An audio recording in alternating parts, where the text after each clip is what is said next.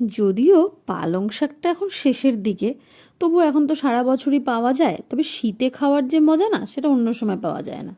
তো সেই জন্য দেখো তোমরা, আজ একটা লোভনীয় রেসিপি নিয়ে চলে এসেছি।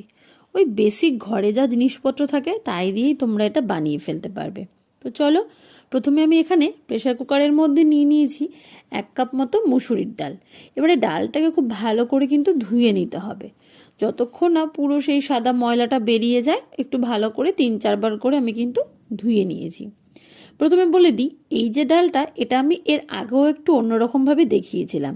সেটা কিন্তু মুসুরির ডালে ছিল না। তো তোমরা চাইলে সেটা আমার চ্যানেলে গিয়ে চেক করতে পারো। আর যারা মুসুরির ডালটা পছন্দ করো তারা এইভাবে একবার ট্রাই করতে পারো। দুভাবেই দুটো রান্না কিন্তু করা যায়। ব্যাস, এবার ডালটা ধোয়া হয়ে গেছে। ওর মধ্যে একটু জল দিলাম পরিমাণ মতো, দিলাম একটু টমেটো, আর দিয়েছি একটু নুন, হলুদ, আর দিয়েছি 1 চামচ মতো সর্ষের তেল। সর্ষের তেলটা কেন দিলাম একটু বলে দিই।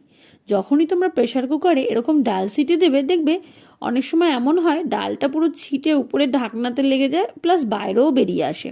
কিন্তু এভাবে যদি 1 চামচ সর্ষের তেল দিয়ে দাও, তাহলে কিন্তু একদমই সিটি হওয়ার পরও বেরোবে না। দেখো, এই যে আমার সিটিটা হয়ে গেছে, একটু দেখো বাইরে ছেটেনি, কি সুন্দর পরিষ্কার, আর ঢাকনাটাও পরিষ্কার রয়েছে।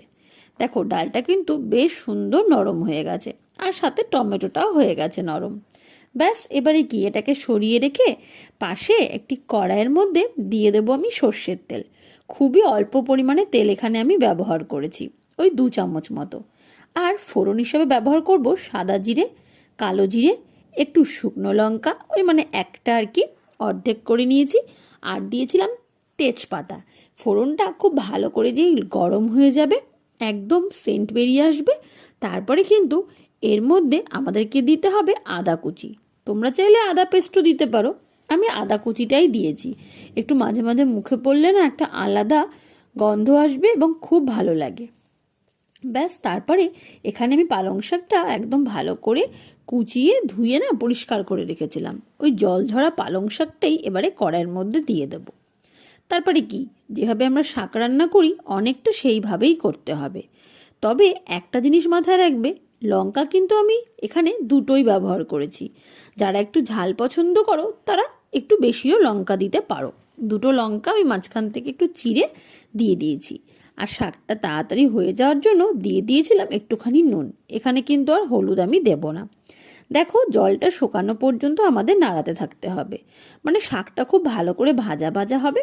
তারপরে ওই যে ডালটা ছিল, ডালটা এর মধ্যে কিন্তু আমি ট্রান্সফার করে দিয়েছি।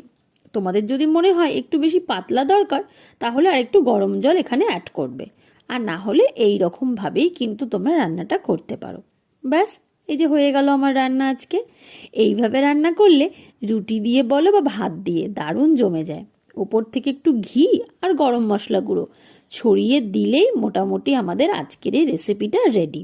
ব্যাস, তারপরে গরম গরম ভাতে শুরু হয়ে যাক আজকের খাওয়া। সাথে যদি একটু বেগুনি বা পাঁপড় ভাজা নিয়ে বসো, তাহলে তো আর কোনো কথাই নেই। এই রান্নাটা কিন্তু বাড়িতে তোমরা অবশ্যই ট্রাই করো। কেমন লাগলো আমাকে জানাবে।